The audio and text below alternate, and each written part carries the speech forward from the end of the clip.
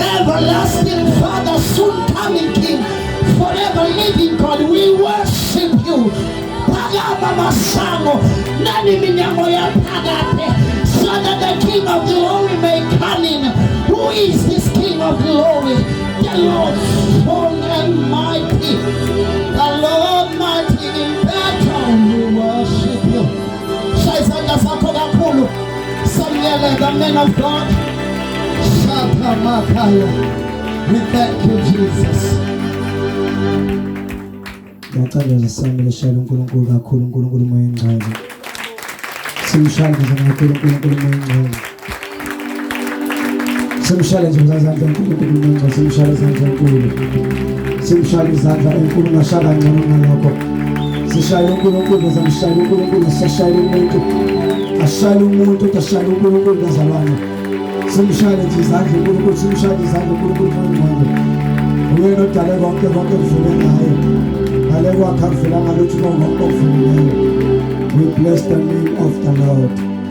Amen. Singahlala phansi nje bazalwane because of time. Amen. Sithathe leli thuba nje bazalwane futhi kakhulu sishayele i-worship team ekhandla kangaka bazalwane. Ngicela sibashayele izandla egameni likaJesu. You can see that they've dedicated themselves entweni kaNkulunkulu ngenhliziyo yabo yonke. Hallelujah. Ukusebenza kalula bazalwane nisebenza nabantu emoya moya enhliziyweni. Hallelujah. Kubalula nokuflow ukaNkulunkulu moya engcwele. And siyabona all of us we are busy ngendlela engafani. Siphuma ekuseni emakhaya sesibuye ebusuku. Ngenxa yebhizi. Hallelujah. Kodwa nje nalabo asithola awulakhe bekhona la emini bathandaza bazalana ama-intercessors bazile nokudla nganoma bakuzila ngempela kodwa bazile ukudla bazalwane bathandaza. Ngiyacela nisibashayele izandla egameni likaJesu. Bobaba Makhathi unkosikazi wakho uma khona namhlanje noma ukhona unkosikazi ngagcina ngisho ibandla ngagcina emabandla nomthetho lento ethi ubaba ahlale lapho umama ahlale la. Amen. Hallelujah. Ngithina sosabantu besidela umama usihlala la eduze kwayo. Ngiyadla sibe imama Makhathi bazeme nobaba sasibashaya izandla egameni likaJesu. Hallelujah. Mamzondi nosisi wami makamazwi okuyibona uNkulunkulu abasebenzisile ukuze umphongolo kaNkulunkulu ube khona kule ndawo. Amen. If inhliziyo zabo zaqina ngiyanithembisa abazalwane ingaba sikho la. Hallelujah. Kodwa ngokuthi inhliziyo zabo zivume kwenza ukuthi sibe la umphongolo wehlele kule ndawo. I remember one time eBhayibhelini ngiyabingelela umphongolo kaNkulunkulu wawulahlekile. Noma untshontshe amaFilisti baza bonke abantu abafunda iBhayibheli bathatha wabeka amaFilisti kwabe kuDagoni ngala kwabe kumphongolo uNkulunkulu osemphongolweni wadabula uDagoni nomqedha wavuka ekseni izandla ihlephukile inyawo yonke into uDagoni ephansi. The next thing yalandela bonke abantu bakuleya ndawo inqwaba yashawa amathumba yakubisha amathumba kuthiwa ngeke uNkulunkulu kaIsrayeli ucasuke kakhulu akuthathwe lo mphongolo. Yini into engenza bafuna aba-priest, people who knows the laws, abantu be-religion, abantu abazomthetho yokuthi yini esingayenza ukuze umphongolo uphinde emuva ngoba la sina singamaFilisti uyasiqothula and uyasibulala uNkulunkulu ohlala kulo mphongolo. Ngikhuluma ngani mamzondi njalo noma kamazwi yini esingayenza ukuze umphongolo sophindise baba advise ano fana kwamagolide nenze something nophindise emuva ngoba uNkulunkulu bese ephinde emuva akaphindeli empty handed angiphinde futhi njalo uNkulunkulu bese kuyisa izinto ezintshontshiwe haleluya umuntu akabe safana kuqala uNkulunkulu izinto umuntu abuya nazo ezayintshontshiwe haleluya kuthiwa sengifika la khona uDavide ke ese khona umunye wathi umphongolo wawa amen wathi usekeli ubamba wavele bafa bashona ngengisasho stories beze beshona wenzaba angishumayeli ngalokho amen ngibingelela abangani bami nje uMamzondi nosisi wami washona lo David usaba umphongolo athi angeke ngikwazi ukuthatha lento ngihambe nayo ngoba iyabulala so khona umunye nje umuntu engadume ngalutho endaweni I think it was Obadiah wena uma ngenza iphutha nifunde iBhayibheli lo muntu engadume ngalutho into engalutho into ehluphekayo into useless even ngisho nasendaweni engarecognizewa ngalutho ingekho into yakhe ephathekayo bathi bebebuka ukuthi ubani abangamfaka kuyena lo mphongolo kwabuka nangu umuntu vele noma ngafa ngiyakhala ngisho isihloko esodwa amen umuntu ofanele ukufa umphongolo vele kuyena kwakhe uzima kwenzeka efa kufeye kanti abazi ukuthi umphongolo ngokuyongena kwalomuntu kuzoshintsha izinto ngisho mina njalo Mamzondi no sisi uMaramazi uthi anikwazi ukuletha uNkulunkulu endaweni impilo yenifane nakuqala kunezinto uNkulunkulu azozenza ngisho ingane enzeni because nilethe uNkulunkulu nazomfaka kule ndawo yakatshatsha amen Jowathi kungena umphongolo uhlala kalo baba wabuseka zonke into ayitshala umetshala amakabishi abamakhulu mako carrots baba bakhulu mako tamatisi baba bakhulu yonke into yakhe yaphinda kwayisimangaliso watshela ukuthi weDavid umphongolo uyambusisa lo ababohleli kuyena amen so ngizosho njalo nami uNkulunkulu anibusise Mamzondi nosisi makamaka abusishona nisho nengane nenzalo wenu konke ade kuvalwe isisi uNkulunkulu akuvula konke kube kuhle in your houses lade khona usathana dengenelela khona uNkulunkulu aphebezi egameni likaJesu because nithi uNkulunkulu sinana nje ngenxa yokuthi inhliziyo yenu ivumile as well as those leaders bakule ndawo yakatshatsha abavulile ukuthi sibe la uNkulunkulu moya ngcole ababusisi kuba bebethanda bebengayivali inkonzothi inkonzo zamatele bangumsindo futhi iphuma late asifuna inkonzo I remember one time ngangawushumela ngala Shipstead inkosi yakhona nezinduna zasezivala into ethu inkolo kodwa ngizwe uNkulunkulu ngithumile lapha nje ushumala kwathiwa nje siyaxoxa indaba ayitende ngephasi hayi ngafela ngathi it's fine ngoba vele ngesikwazi ukubeka itende uNkulunkulu ahlala etendeni kuphela uNkulunkulu uhlala kumuntu nje ngayihlala kulomuzi ngayithandazela khona ngizofuna ngizothandazela lo 10 days sakhe ngizobemvuselela u7 days ngizothandazela 10 days of fasting bese ngiyagodukela ngafasta lokuqala ngafasta kwathi olesithathu kwakhona umama oyegule yafa fi bekukhukhumela inyawo bethakathela inyawo zugqinsi ngathi unyawo lwendlovu athandazela lo mama uNkulunkulu wangachithi isikhathi wavula incibikisa ngokusheshsha okukhulu uma kuphila lo mama bezwe endaweni uthi hayiboyi kamama usibanibani ayizenzeke kamaci lapho wathi kamama usibanibani ziyenzeke izinto kwalethwa nabanye sagcina sikhonjela ground indawo engasekho kwagcwala ground kwagcwala inqwaba yabantu basi nisobathi inqwaba babuthi sokhonza phike emfundisi ngiyabhekana ibandla esodwala ibandla kwathi khona ifaith mission la khona yasembulela ngathi khethani la nithanda ukuyakhona bese niyakhonza khona amabandla afana sikhola for Jesus Christ amen so but my point is bazalwane kule ndaba le esinayo uNkulunkulu moya ngcwele Mamzondi noma amasu ayingusisi nalama leaders akule ndawo amen David athi from the church o mamngcobela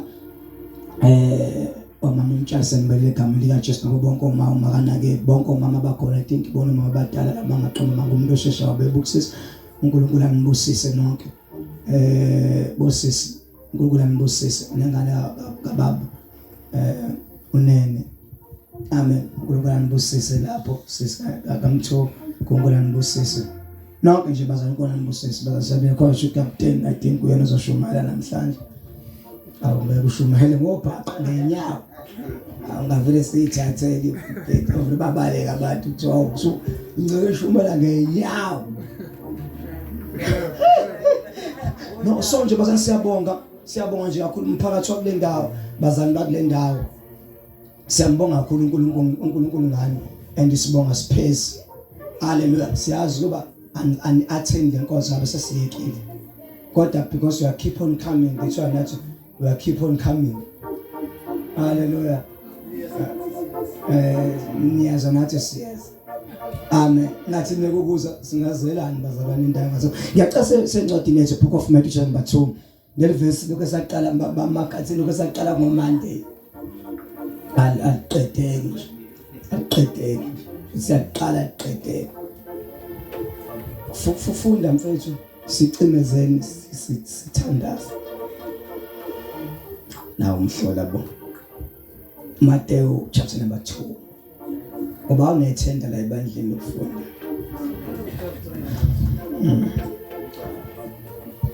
Kambukhani phela nayo sezama ukuthola ithenda likaMsuku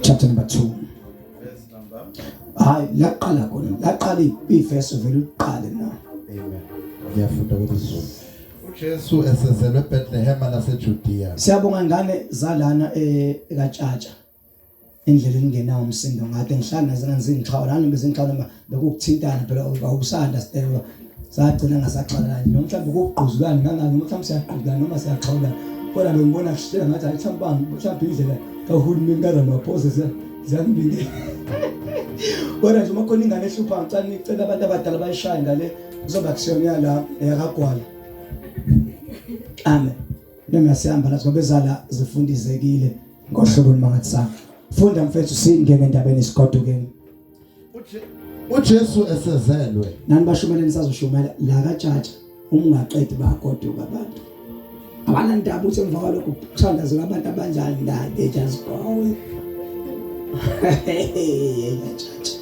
nginombono uNkulunkulu angitshengise wona ngile ndawo ebusuku but since usho as isikhathi siya ngoba unathi ngifuna ukuyithandazela nawe ngoba ukhona la sizothandaza nawe uNkulunkulu akubuze but nje namhlanje kuba bengangaba ngithi asishumayi nokushuma vele sibusisa abantu sigodukele senze lento esho uNkulunkulu sport kodwa ngithi iverse nalo libalekile asisebenza iprofessor engenalo iverse nama ngithandi kahle kahle five balance babe kuyadlula izwi nomhlaba kodwa amazwi akho amele omnaphakade bazali bakagwala cela uNkulunkulu anibuse incasa sibashaya izandla zakho haleluya ngiyazi sibo akudlala lokho uhamba ngopetrol uyaphela upetrol uyaphela noni freeze hanga petrol ishela ngenyawo zapho amen funda iverse mfethu uJesu esezelwe eBethlehem Jesu esezelwe eBethlehem laseJudiya bazana nispeaker sentence izulumna Jesu esezelwe eBethlehem laseJudiya noma ngayibeka la uJesu esezelwe eBethlehem laseJudiya yes emhleni kaHerod inkosi bheka kwafika izazi eJerusalem zivela empumalanga zithi uphi lona ozelwe oyinkosi yabaJuda na ngokuba sibonile inkanyezi yakhe kwasempumalanga size ukuzokhuleka kuye Herod inkosi esekuzwele lokho baba unemba balo verse 3 hey verse 3 ngicela sana ngikusho ngelami verse after Jesus was born in Bethlehem in Judah during the time of King Herod, Magi from the east came to Jerusalem and asked, where is the one who has been born King of the Jews? We saw his star when it rose and have come to worship him. Number 3.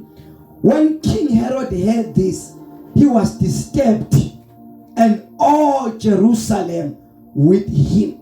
Ngifisa nje yona iphathe engichaza kakhulu unumber 3. Noma kona sokuqhubeka sikufunde phela ngoba iBhayibheli liyabatha abanye iBhayibheli liyazisho. Iyayichaza. Kodwa number 3 is when King Herod heard this, he was disturbed and all Jerusalem with him. Funda my brother. Ngicela ukugobisa amakhanda. Sigobisa amakhanda bazalwane ncokulungisana. Ohamba ngenyawo asibongele isu. Sigobise nje amakhanda. Amen. Thandaza makhala bashaka. Alesi valena mehlo. Baba siyathandaza uNkulunkulu wethu ngcwele egameni laJesu Kristu waseNazaretha. uNkulunkulu wethu namandla yilo lelizwi lakho. uNkulunkulu wethu ngcwele ukhuluma ngalo prophetha ngalo gcoba. uNkulunkulu wethu namandla umkhonzi wethu baba umzobe. Wogcoba namandla uNkulunkulu wethu ngcwele sathusa kuhloko lomoya. Emkhathini phansi kolwandle bingazama uzokuphazamisa lenkonzo. Egameni laJesu Kristu waseNazaretha. Father, we thank you uNkulunkulu wethu ngcwele for you are God. Uthi David lolu suku uNkulunkulu wethu ngcwele enziwe wuwe. Thumba ingqondo zethu, thumba yonke into uNkulunkulu wethu ngcwele ekulaleleni izwi lakho. uNkulunkulu wethu ngcwele, we pray in the mighty name of Jesus Christ. Babona manje the name that is exalted higher than any other name. We thank you for the power of your word egcwalisa le ndawo uNkulunkulu wethu ngcwele in the mighty name of Jesus Christ. In Jesus name. Thank you Jesus. Amen. Amen. Funda mfethu inzulu verse number 3. Herod inkosi sekuzwile lokho. uHerode sezwile ukuthi inkosi izwele uJesu Kristu.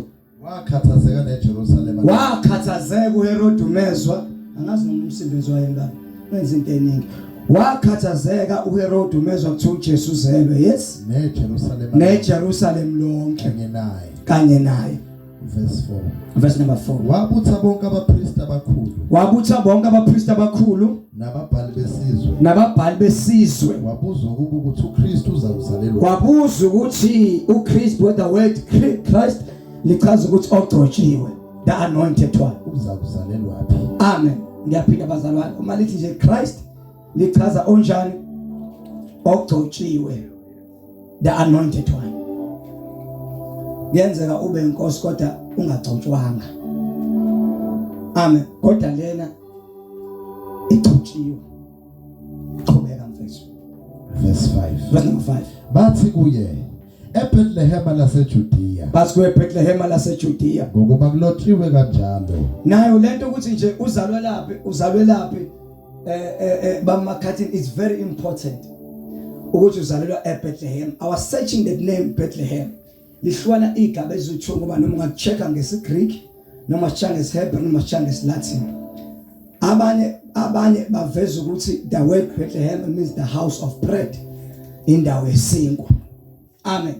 Kwenye indawo kuthiwa is the house of meat. Indawo yenyama. So uKristu uzalelwe endaweni yesinkwa, endaweni yathi bazalwane yenyama. Funda mfethu. Okay. Bathi eBethlehem laseJudiya ngokuba kulotshiwe kanjalo ngomprofeti ukuthi. Ngokuba kulotshwa kanjalo ngomprofeti ukuthi. Nawe Bethlehem ndawo yesinkwa. Lizwe lakwaJuda. Ndawo yenyama, lizwe lakaJuda. Kawusiyo umncane nakanye. Kubabusi bakwaJuda. Kuyakuvela kuumbusi. Ngokuba kuyavela kuwe umbusi. Oyakwalusa isizwe sami uIsrael. Verse number 7. Khona uHerodi ezibizile izazi ngasese. Khona uHerodi ezibizile izazi ngasese usheshise. Wabuzisisa kuzo isikhathi inkanyezi ebonakele ngaso. Wabuzisisa kuzo isikhathi inkanyezi ebonakale ngaso. Wazithuma eBethlehem. Wasithuma eBethlehem. Wathambani nibuzisise ngomntwana. Kuyakuthi nxa nimfumene. Kuyakuthi nxa umntwana uthi Jesus Christ nimfumene. Ningitshele. Ngokuba nami ngiyinkosi phakathi uHerodi na inkosi. Ngiyazana inkosi kuyona eyayi in charge ngaleso sikhathi. uJesu uzalwa nje lengane ezalwayo uHerodi yena vele uyabusa vele uphethe. Uthi uma niyibona leyo ngane ningitshele ukuze nami ngiyinkosi ngihambe ngiyokhuleka kuyo. Qhubeka ma brother. Sezizwile inkosi. Zamuka bheka inkanyezi ezayibona kwelasempumalanga. Sezizwile inkosi bheka inkanyezi ezayibona kwelasempumalanga. Sayibona kwela sephuma lana bamakhathi nangifuna kube khona esishiyayo laba beze bengena kaHerodi kulombuso walenkosi ekhona okuHerodi is because basuke istar ekade besilandele bangabese sibona bathe istar lesa siba directayo la kuzelwe khona umntwana sesingasabonakala emehlweni abo baduka sis ekudukeni kwabo basebengena embusweni orongi basebesesha khona babuza ngomntwana kanti babuza umuntu orongi kubantu abarongi ukuduka kwabo cishe kwakhosta impilo yomntwana ukuthi umntwana athezelwe afe ngabantu abadukile ke ukuduka kwabo cishe kwabulalisa umntwana ngoba basuke bathi bebeduka babuza umntwana babuza enkosini erongi babuza ngomntwana ukubalekela ukuduka ngoba khona abantwana abangafa ngenxa yokuduka kwakho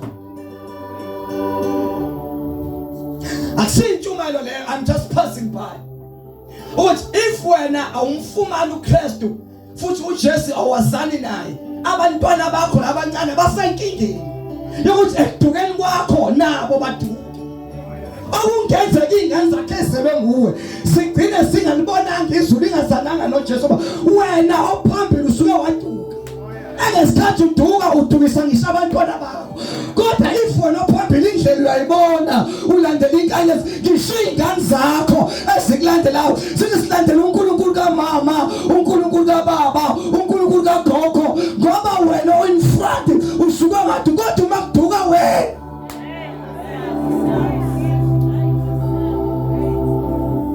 kulimala abantwana nabantwana abaningi ababadesa ngemzimba kanti kwaduka omababo lesikhathi uduka iqinisa ingane ngalivezeli ungame eqinisweni ungami kuKristu wenza izinto enga-understand ungame eqinisweni awulimazi wena ulimazi ifuture abantwana ngimbonga njalo uma owangizalayo wayicula elodwa mhlawumbe uSandile was still very young just the time imini wayesakwazi ukucula kulecula uma athi be still and know that I am the Lord hlala wazi thini bethu hlala wazi ukuthi uma wayicula uma njalo ekhaya mazohlala ekhaya bezolala njalo ntambama bekushabe ukuthi uwengena isikhathi awukho usik noma u7 noma u8 kodwa kwauthi nje ntambama bekwafika waqeda ukuphela mhlawumbe ngo7 bese yacula noma kuthiwa 9 acula sibize sonke athandaze kanti uma usifundisa uNkulunkulu wakhe umana wayebizwa ihlobo zakhe senza imisebenzi phela umana ayizalwa khona kwenza umsebenzi uma kama balamana ukhazini wenkosi ebusayo umzonjana kaNgcobo uma wakho umzalayo ubloodline ukhazi awuthi khazi bazalwa kulayini ohodwa nenkosi wabulawa esamncane udada kwanga esanda ukushada eshadela kaNgidi lo ubaba wakho kaNgidi wayephethe indawo yonke induna zonke ziza kuye amacala engayi konkosi kodwa amacala ezekhaya kubo kaMama kuyena olungisa amacala adle ngisho indawo uma uthi khona iphuthi athatha indawo sibanendawo ngakazi bangahlala utshatsha noma gwavena ngazi nani hamba nathi indawo yomuntu oyedwa banezimobo banamahlathi bana yonke into because he was a second man enkosini ebusayo umzonjana Patuma, you don't know Christ. That's where the star shined. Bakume bambiza ungabenza imisebenzi. Uyabizwa kaNgcobo, uyabizwa kaNgidi. Uma befika khona, wayisibiza uma wayibamba ngesandla. Was very young that time. Angibambe ngesandla athi sami sekhahlatshiwe. Kodwa besifika eThekwini athenga ukudla kwakhe. Athenga ibread pack yakhe, athenga ithina fish lakhe, athenga utamatisi, athenga amazambane. imani angayithenga obuyisebenza khona neNorox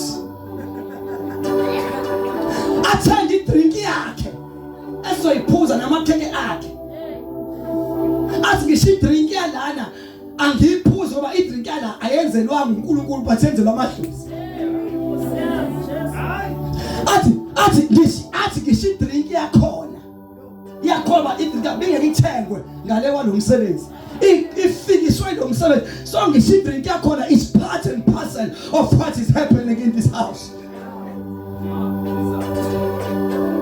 Kaduma akazi ngoba emeqinisweni usiza mina wathi one day ngoba ngikhula ngisazokhula ngidla insambo ngidla amaphilisi ngimithi kanti one day zofumana uKristu ngisho uNkulunkulu kama wehamba eqondile elandela inkanyezi for the rest of his life.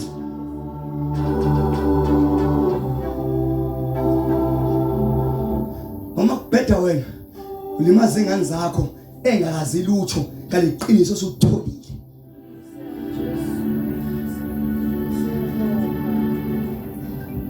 Ngalokhuma ijacket. Umuntu wakhuluphala.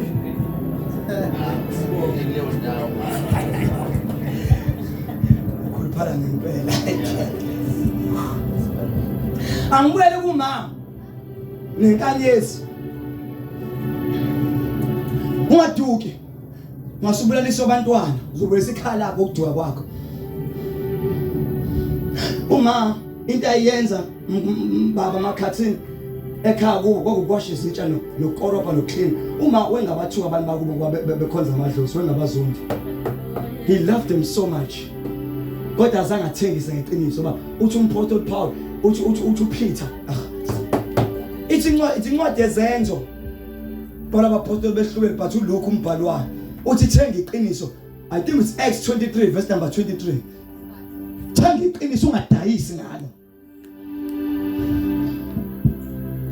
Lisho njalo mfethu, ngomuntu othanda iBhayibheli ayifunda ifisha iBhayibheli ngoba noma ngasho lonto sigoduke nje.